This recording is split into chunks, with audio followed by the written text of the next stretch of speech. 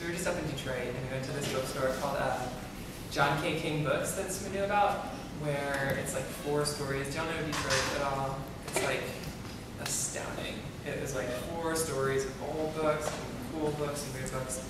And I got this anthology from 1982 of like sci-fi fantasy stories about witches called Hecate's Cauldron. And while we were in the car, I read a story about, like I read it out loud when someone was driving, about this woman, like it's like a utopian future where this woman has spent her whole life working to become a nuclear power plant like head person in charge, and she's rejected her mother's like witchy coven ways in order to do this, and her mother's like, no, you've got to come into the coven, you've got power, and she's like, no. And there's a band called the Ravens, where there's people named Dan Raven and Art Raven and Phil Raven that rule and come into the story. And she winds up learning about her like connection to magic, and I apologize for not reading that story instead of what I'm about to read because it's fantastic. I didn't find the part you were talking about specifically, so sorry. But I haven't read this part that I'm about to read at any of the readings that I've done in the store, which has been going on for like a month and a half at this point. So that's exciting. And what do you need to know about this story? So it's a book about a trans woman. She's 29. She's living in New York. She's working in a bookstore. She is kind of very internal. She's inside of her head all the time thinking about her own stuff. And her life kind of starts falling apart, and she realizes that her ways of dealing with her life and understanding her world and all these things are like actually probably not going to get her to a happy death at an old age. And so she, the plot of the story is that she kind of doubles down on her bad ideas and makes a lot of bad decisions, whatever. Anyway, the point of the story is she has been dating this woman named Steph for a bunch of years. They are having a problem and trying to figure out whether they should break up. Steph has told Maria, the main character, recently that she, being Steph, had sex with this person, Kieran, who works with Maria at the bookstore. And Maria's like, can't believe you fucked Kieran. However, Maria kind of fucked Kieran first.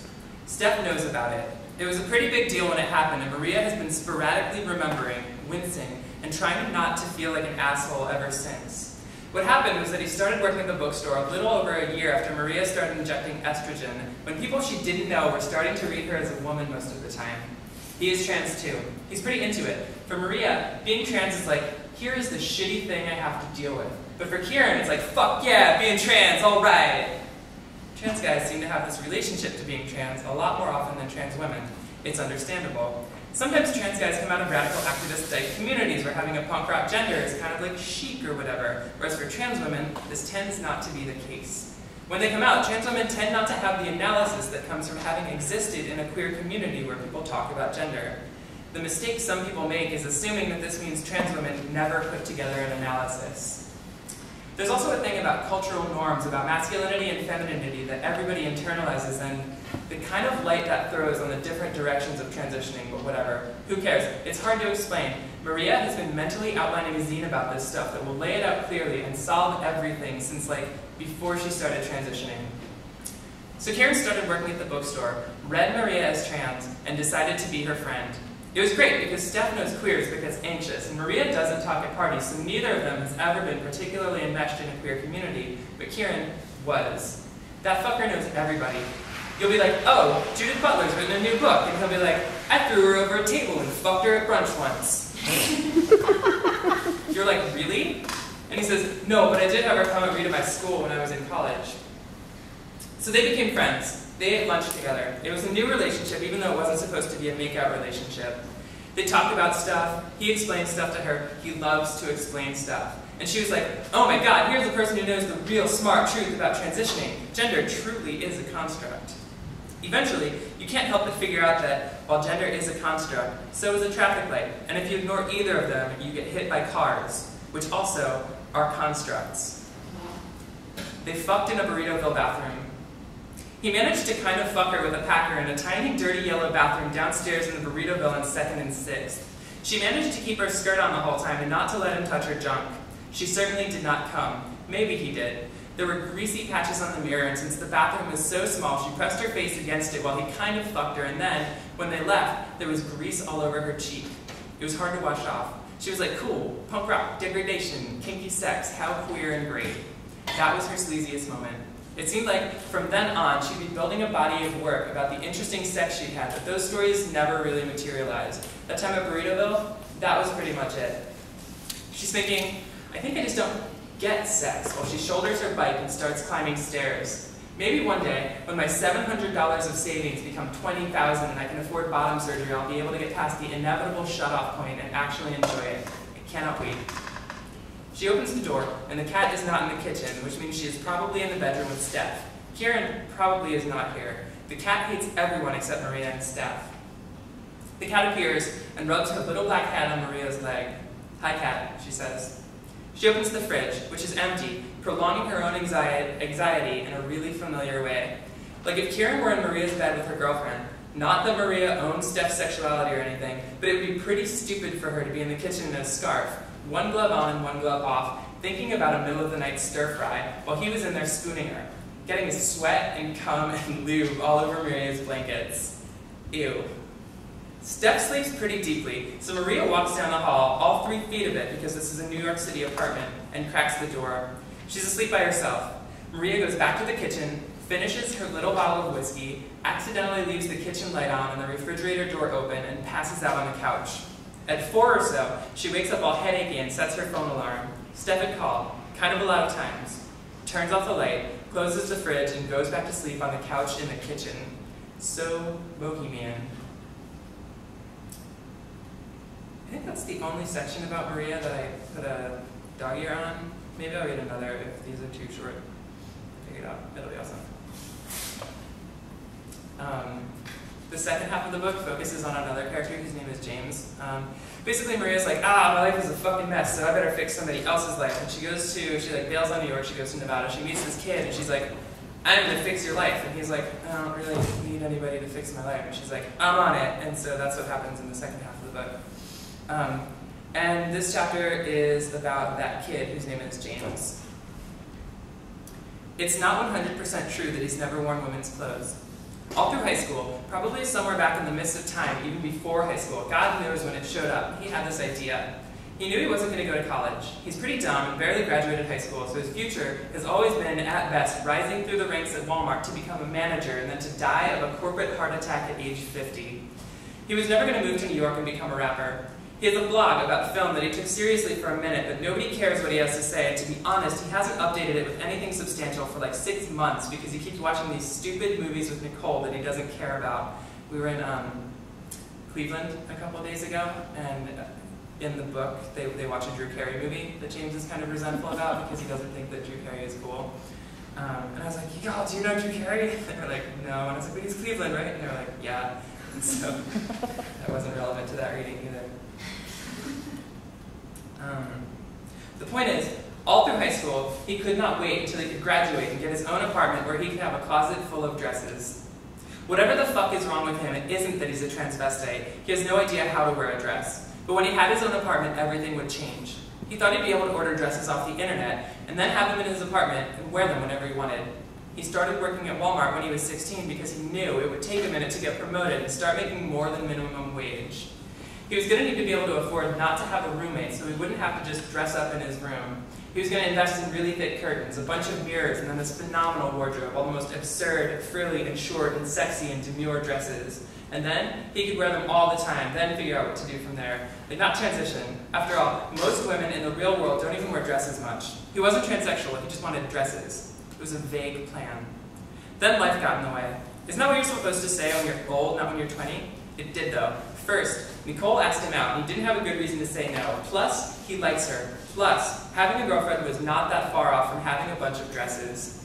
Nicole never really wears skirts anymore, even when she tries to hint that it would be cool if she did. She's more of a brown sweater, tight jeans, hipster glasses, and pixie haircut type than a pin-up 50s dress lingerie type.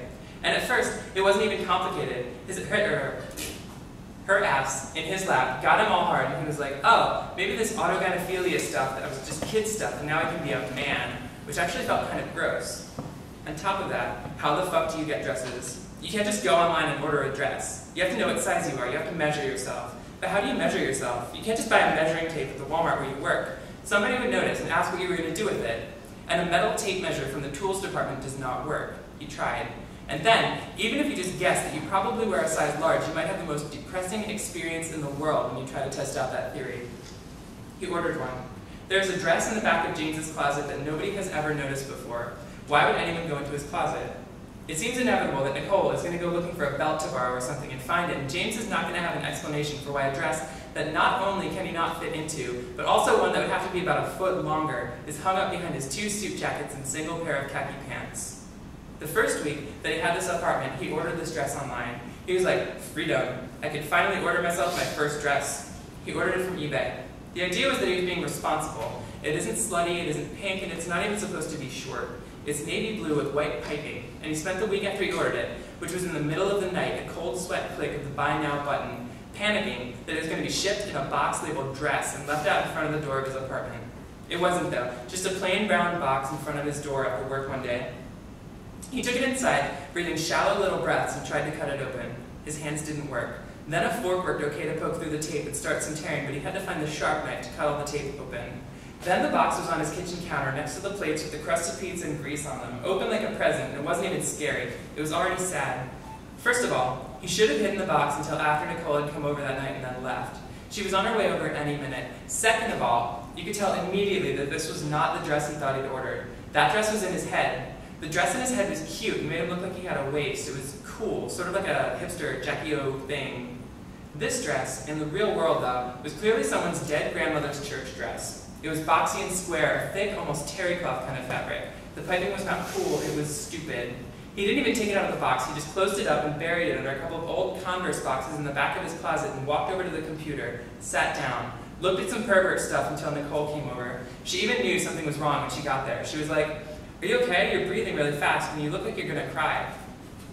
"Nah," he said.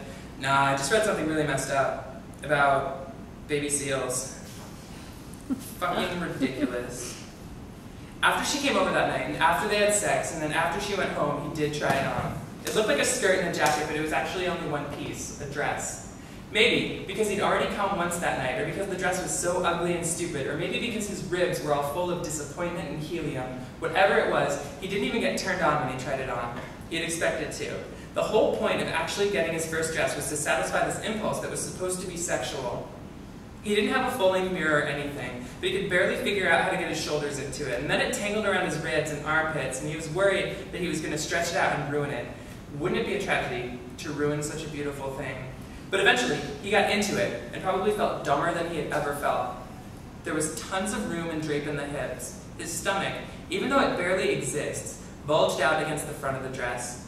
He realized that he hadn't known what he'd expected to feel when he tried this dress on, but it certainly was not this emptiness verging on boredom, butting up against wanting to die. But he had it, and this was what he'd wanted, so he checked to make sure the front door was locked, then checked to make sure the side door was locked, closed all the blinds, and smoked the rest of the weed that he had, sitting on the futon in that stupid dress, feeling like an idiot.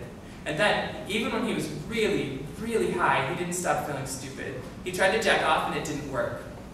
This is how James knows he's an autogynephiliac instead of a transvestite. Cross-dressing seems exciting in theory, but in practice, it is the saddest and most disappointing thing in the world. That should have been the end of his career as a transvestite, but the next night, Nicole was doing something else, who knows what, so he didn't jack off all day, and then he tried to dress on again at like 11 o'clock and managed to come that time, but it even felt worse than jacking off while reading stupid internet porn. Like he came, but there was barely an orgasm, and there was no euphoria, and then he was just like, what the hell? Am I not a transvestite? Do I not like dresses? Do I have a fetish that you can't even do in real life, like being turned on by being eaten by slutty giants? He couldn't make sense of it, so he buried that dress in the back of his closet for good. He didn't throw it out because it would be even worse to throw it out, and maybe somehow the situation could be salvaged. Doubtful, considering how much he hated this dress, but he still couldn't bring himself to get rid of it. The same melancholy and depressing feeling that characterized the whole dress incident culminated in this feeling that he couldn't ball it up and throw it under a bunch of stuff in the back of his closet, so he hung it up. Even though he hated that dress, he liked the idea of having it hanging there in his closet. James is an angry stoner outside of that chapter.